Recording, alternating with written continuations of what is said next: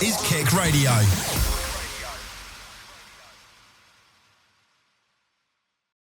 Hello, everybody, and welcome back to the South Bank podcast. I am your host, Cameron Gorman. I am joined by your other host, Jacob Jones.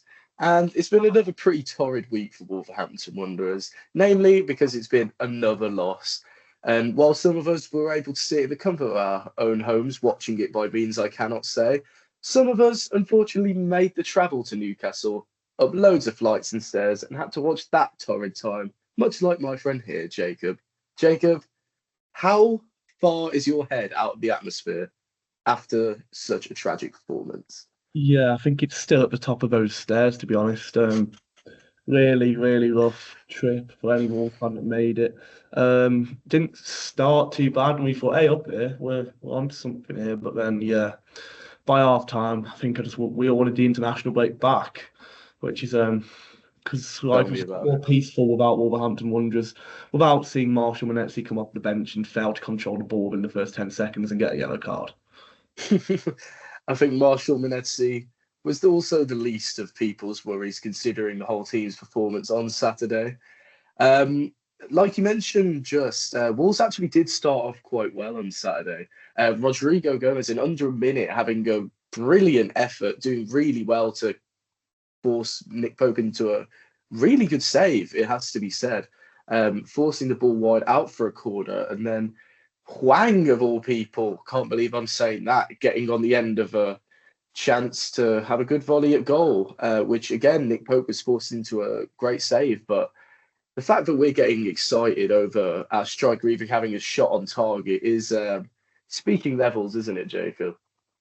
Yeah, and like you say, it was a good start. Bizarrely, Rodrigo and Hugo started on opposite flanks. I see what the vision was at the start. Obviously, they play with Livramento on the left, who's got a right foot, so it was more of a thing to combat that, I think, with Bueno running at him. But I think it should have been switched around a lot earlier, which we'll get onto after, because I don't think it was working once they sussed it out. But yeah, good start, and we thought we're going to have a go here, but the first 20 minutes or so was a really open game, actually. Chances for both teams, and it looked like it was going to be a good game, but it soon died out after that, didn't it? But yeah, good start for Wolves. We passed and moved it really well in the final third for that first 10 minutes as well. I remember Hugo Bueno getting to the byline about 2 times and cutting it back as well. Like you say, chances for Rodrigo and Hwang as well, but unfortunately we just stopped doing that. Yeah, I have to agree. I think the fullbacks starting at opposite flanks did work initially, as like you said, with the likes of Livramento trying to cut inside to cross, it really prevented those chances. And as we saw, it was a cross after a cut inside that led to Newcastle's goal. However, like you say, it was sussed out far too soon. And while I think it was good in the attacking sense, with players like Rodrigo and Bueno able to wrong foot the opposition defenders at times, it really struggled when I thought it came to the final cross itself.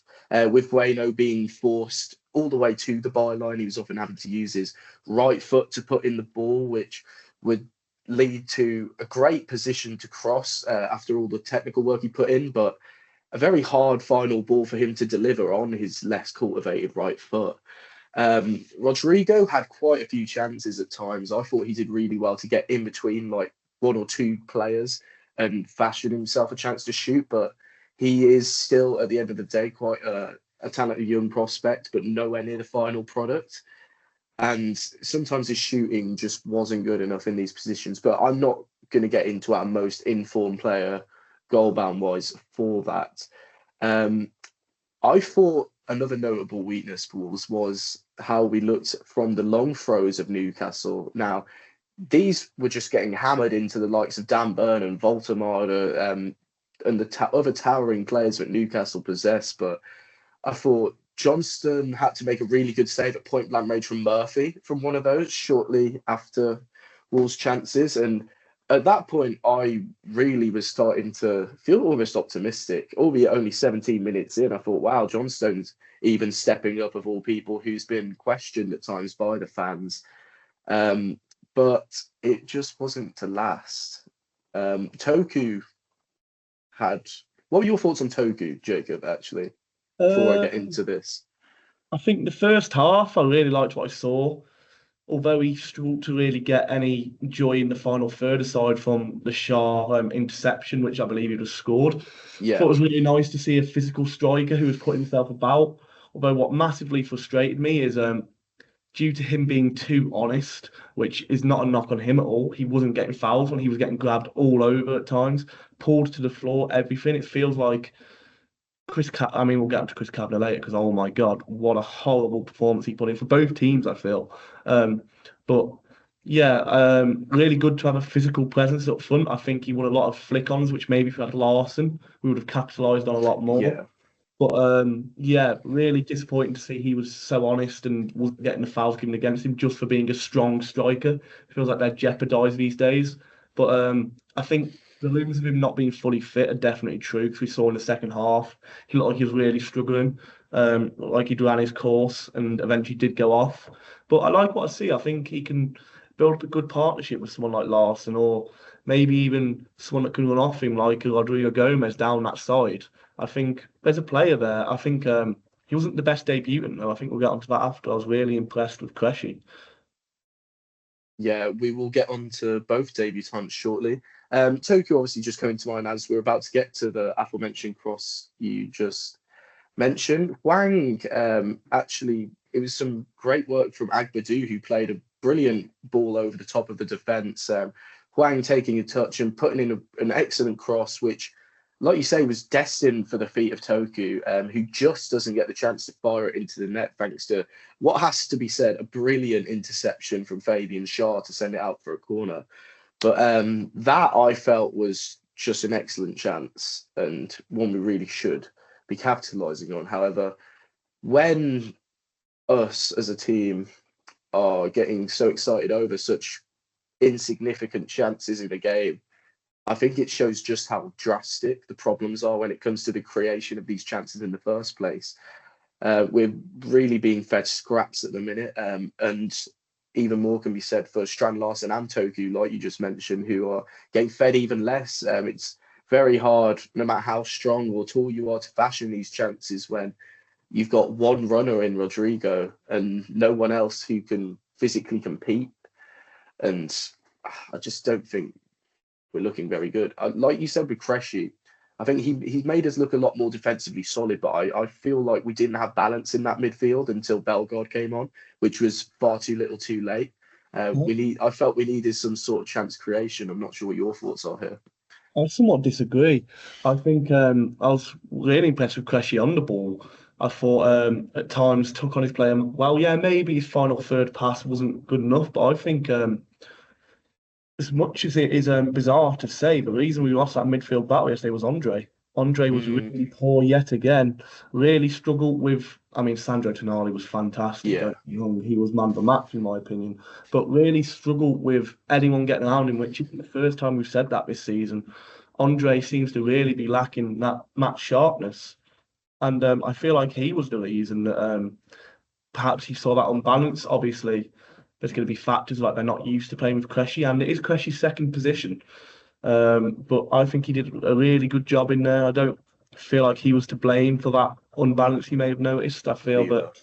that Andre's the one that really needs to step up, and with someone like Bellegarde and now Cressy in there, Andre's place isn't guaranteed in this team. And I think if he doesn't step up, there won't be the outrage there was the other week when he was dropped to the bench because it will be merited. I completely agree. If any of you who are using Fanalysis saw our ratings, I know the same can be said for me. I'm assuming it will be for you. I actually rated Andre the lowest of the midfield there this week as well. I thought he was really off it, and early booking really seemed to affect him as well. He wasn't able to give the kind of right physicality needed in a game like this. And when you're against Joel Linton, Bruno Guimaraes, and Sandro Tonali, physicality is going to be your greatest weapon, really, because to keep up with the technical ability of that midfield trio is going to be tough, no matter what midfield you are in the league. Cressy, like you said, I wasn't expecting much from him in the attacking sense, given he is a centre half or a defensive midfielder. But I was definitely more than happy with his performance also. I thought at times he did really well to shield the ball and create space when he really struggled to find an option. and just give himself an extra moment to do so.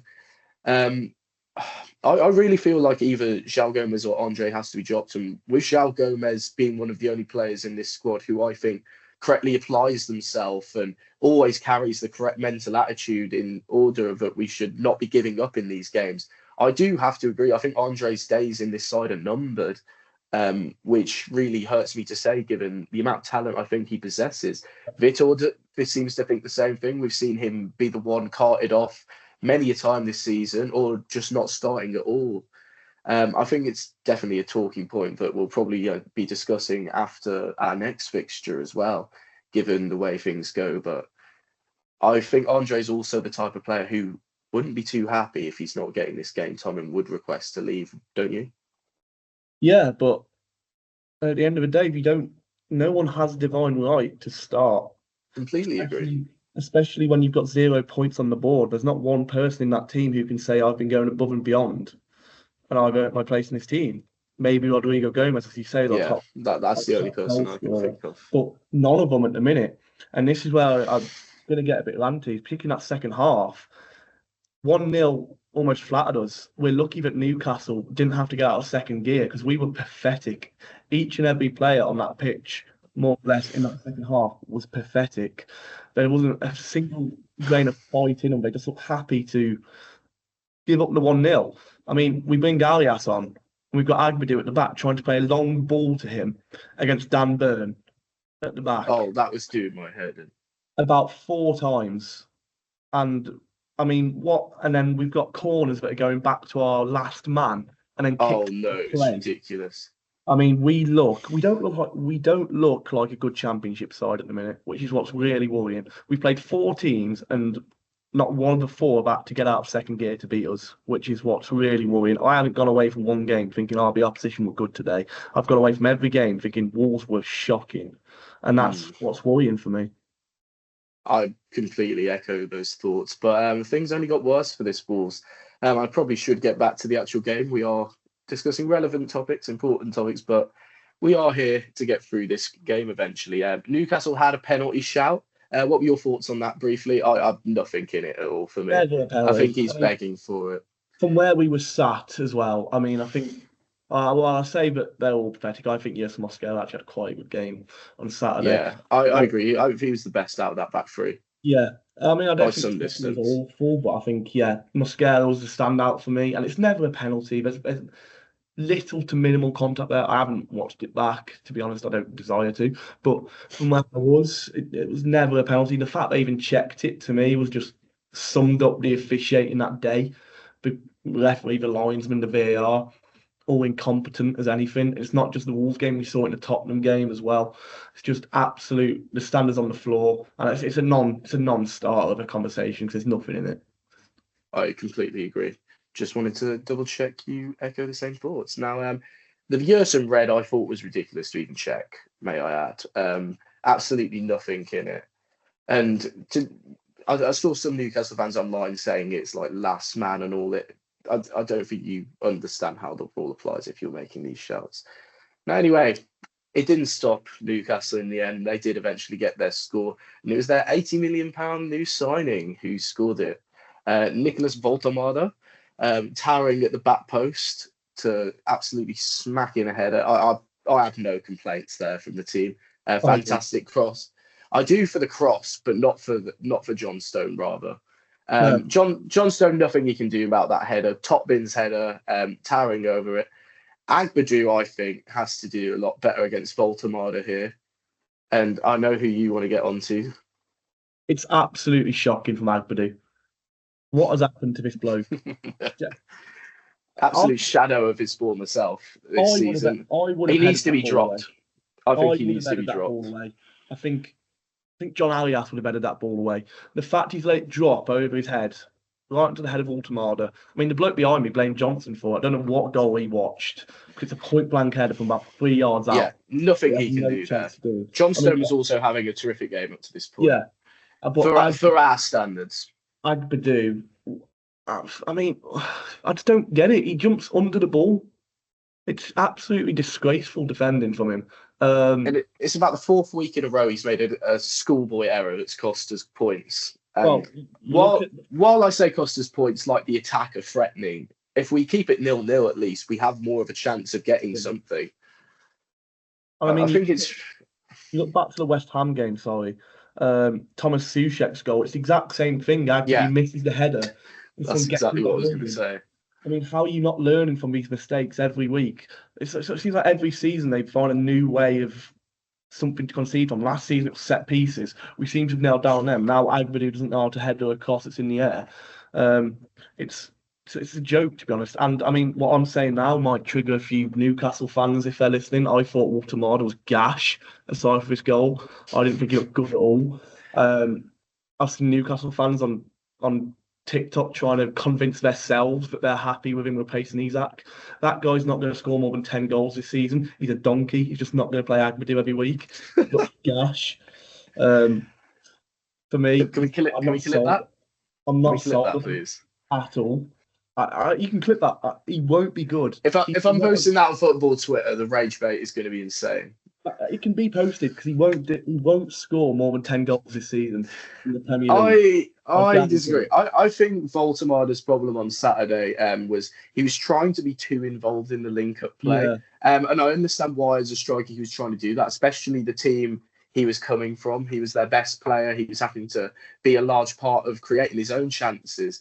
Eddie Howe probably needs to tell him in this sort of setup, you sit in the box, you let these crosses come in to you, and you're going to score a boatload of goals because Newcastle have a good enough midfield and good enough wingers to create more than enough chances for him to get on the end of, to the point where he doesn't have to be taking himself out of these dangerous situations to help build the chance in a squad this strong.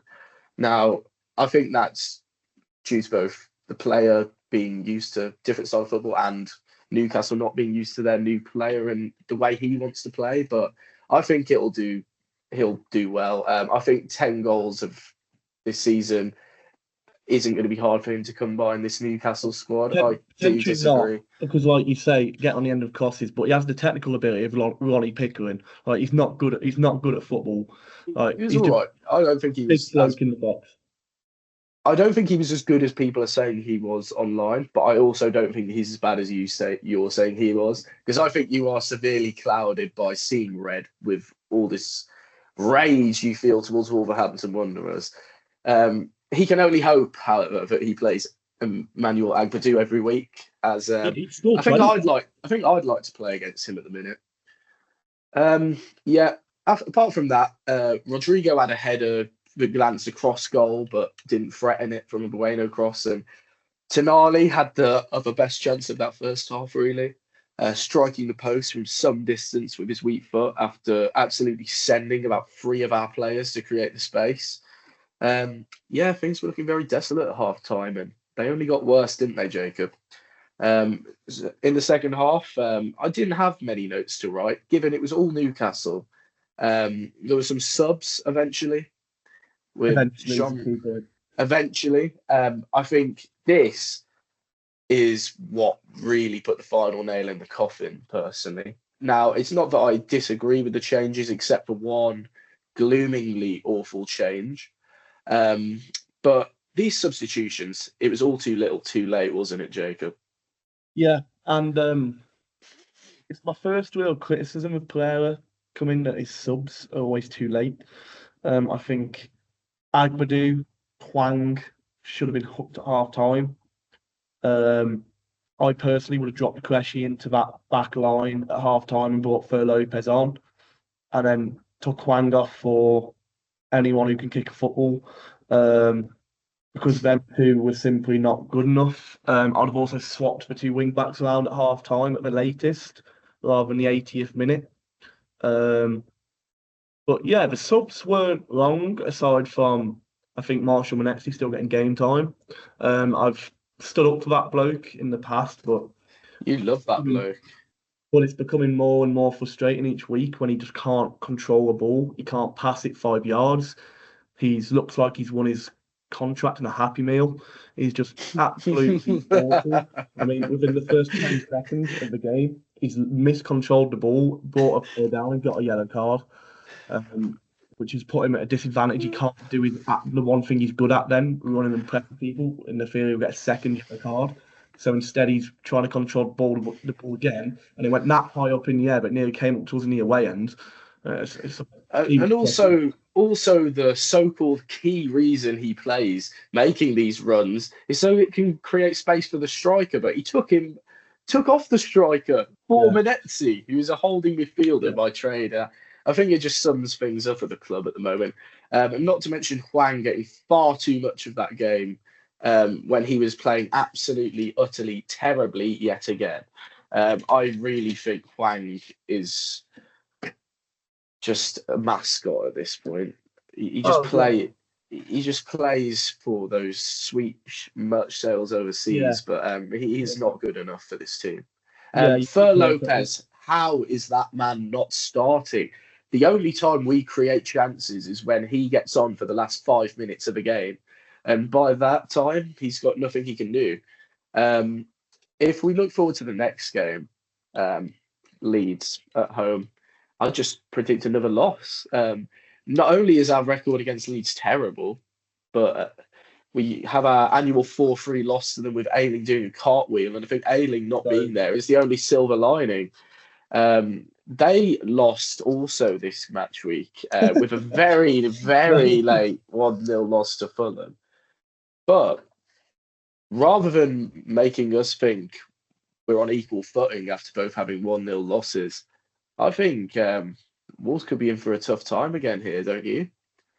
It was very bizarre fashion that Leeds lost that game, I have to say, with the most spectacular own goal you'll see all season. Yeah, I mean, someone check his Paddy Power account because that was ridiculous.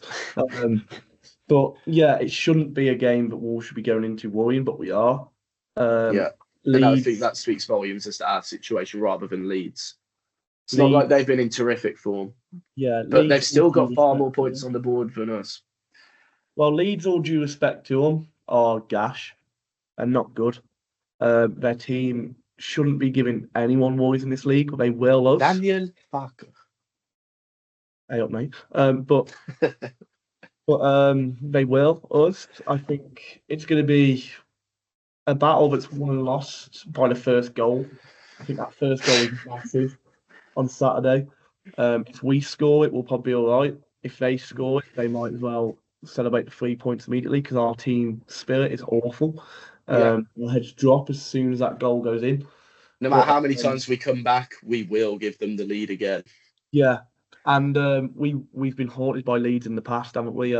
We used to be really good against them in the Championship and whatnot, but in recent years, in the Premier League, it's completely different story. I mean, my God, that Luke Ayling game, I'm still recovering from that. Which one?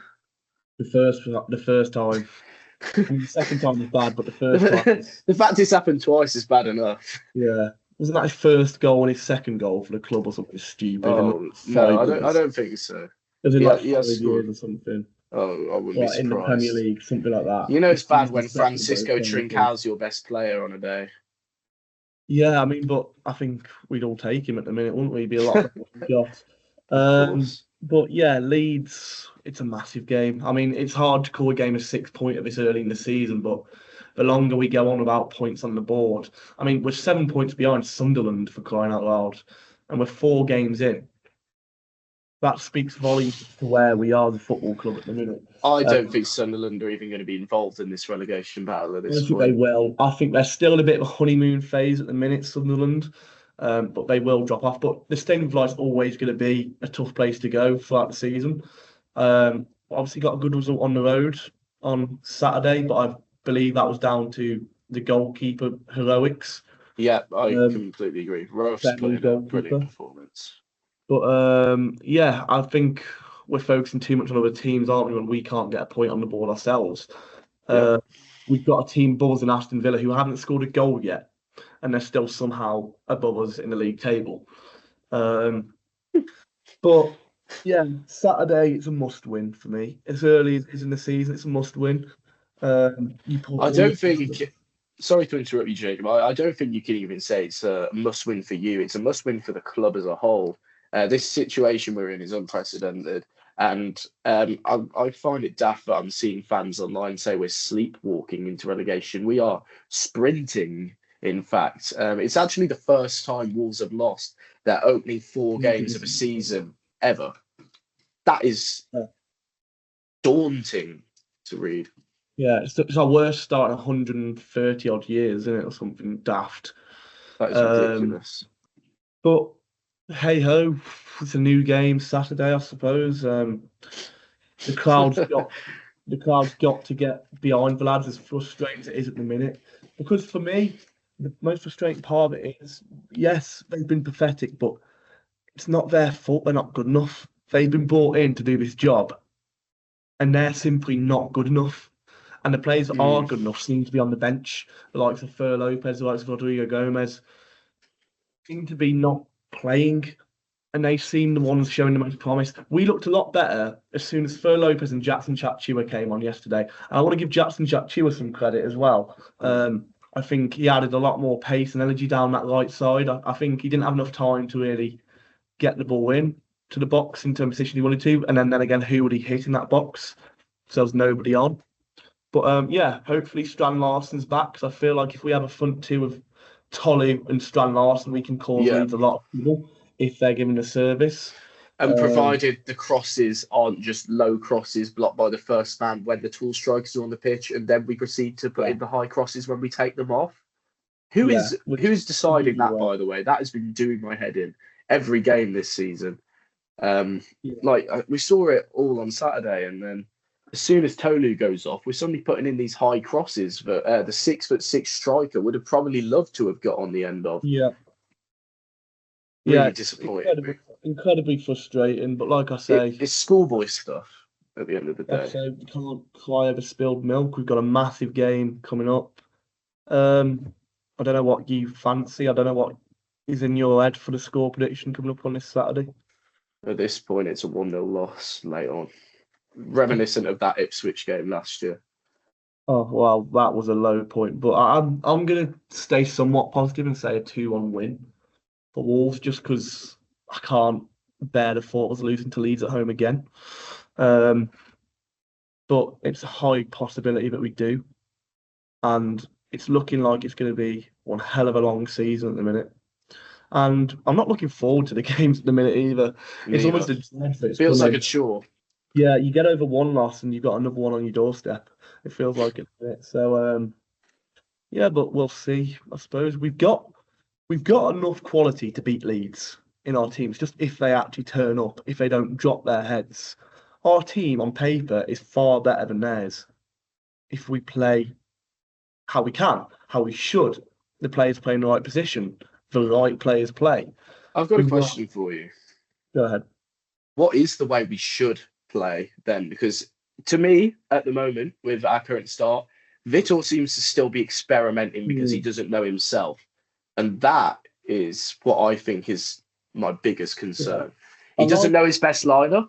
He doesn't know the best tactics. He doesn't know how to get the most of these players. These are questions which should have been answered in pre-season.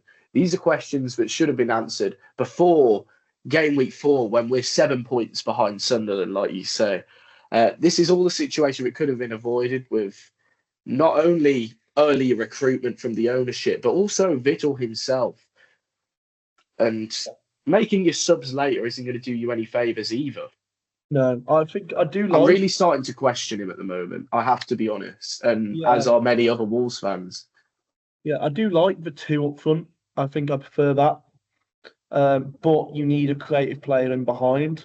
Like I say, Cressy was good, but he isn't that creative spark. You need to be starting like a Fer Lopez, or at least as you're like the Bellegarde if you're going to play them front two. And then you need explosive wingers. So whether that be Hugo Bueno one side, Jackson Chatchua the other, or Rodrigo Gomez, I don't mind either or. But I do like having them vocal points a bit more. I think in that 20 minutes against Newcastle and the last 20 minutes against West Ham, we looked a lot better with a 2.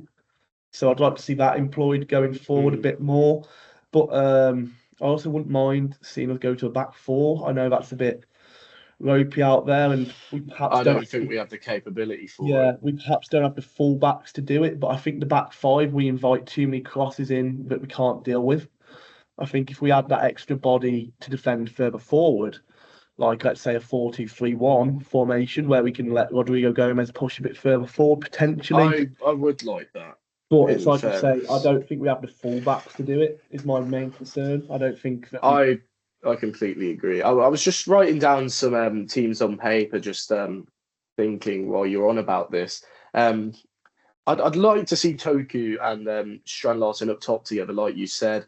But I feel like we need the likes of Fer Lopez in behind or Rodrigo Gomez. But if we're going to have both, then we have to play the back four. And I just don't think we have the personnel. I think if we play a back four, not only the fullback's weak, but he'd insist on playing Agbadu, I think, with Totti, rather than I don't think that's the correct choice now, but I think that's the one he would make. And I think at that point, Totti and sorry, Agbadu would be an extremely ropey pairing. I think if he was going to stick with the back five, I think he should honestly go to Totti, Mosquera, and Doherty at this point, or put Cressy into Yeah, that back three. I think if But you would I play a think back it's very four, disappointing.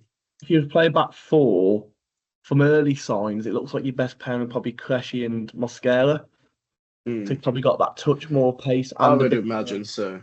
bit more finesse on the ball. The only problem with a back four of Yurson Mosquera is he's a red card waiting to happen when the Yeah. fullbacks go further forward. I was also thinking Cressy might be better in a midfield in this situation, just because he can then Potentially. drop into that back four Yeah, as well to make it a back yeah, five when necessary. If the fullbacks are quite high up in the likes of Wayne and Jackson. Um, yeah, I think our issue is really just supplying our attackers. We've got no one there to create. I feel like we have to start both Fer Lopez and Rodrigo if we're going to create any sorts of chances. Um, Regardless of which strikers fit in Strand Larsen or Toku, I wouldn't be against necessarily seeing either of the strikers with Lopez and Rodrigo. yeah, But unfortunately, none of us are the head coach. And Vittel seems insistent on playing his own tactics. I do feel quite bad for Vittel while I'm kind of scapegoating him right now. I think it's not only fair criticism, but I think it's also not necessarily Vittel's fault that he's been forced into this. Let us not forget that while many of us are now beginning to turn on Vittel in the fan base, online on Twitter, and while many still back him, the ones ultimately to blame are our ownership. yeah, And I think it's really about time we start making these questions vocal that we're yeah. asking of them.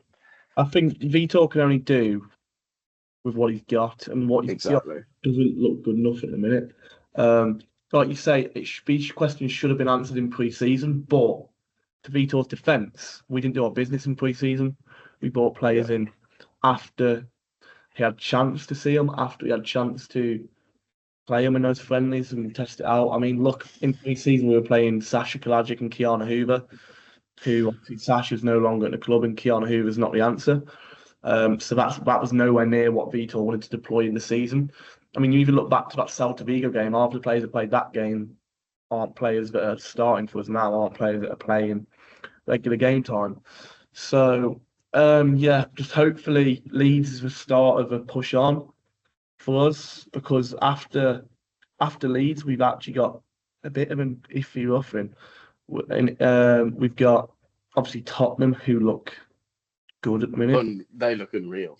We've got Brighton at home, who we never ever win against, even though they look poor at the minute. Yeah.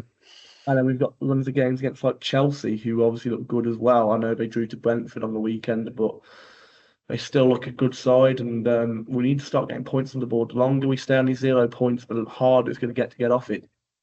Yeah. And I think our troubles are only going to grow if we're not careful. Jacob, what is your score prediction for Leeds? I'm going to go with 2-1 to Wolves. Try and stay confident, but look, wouldn't be surprised if it's the other way around. Wouldn't be surprised if it's worse the other way around. It's going to be a scrappy, horrible game, I think. I don't see it being a classic. I see it being horrible. I see it being quite a volatile atmosphere from both sets of fans. I think Leeds will try and make it as horrible for us as possible. It's going to be a horrible game. I think the earlier we score, the better. We really need to take that lead. We can't afford to be going behind because the dark arts will come out and our heads will just drop. I can see it from a mile off. But yeah, I'm going to go with 2-1. What about you?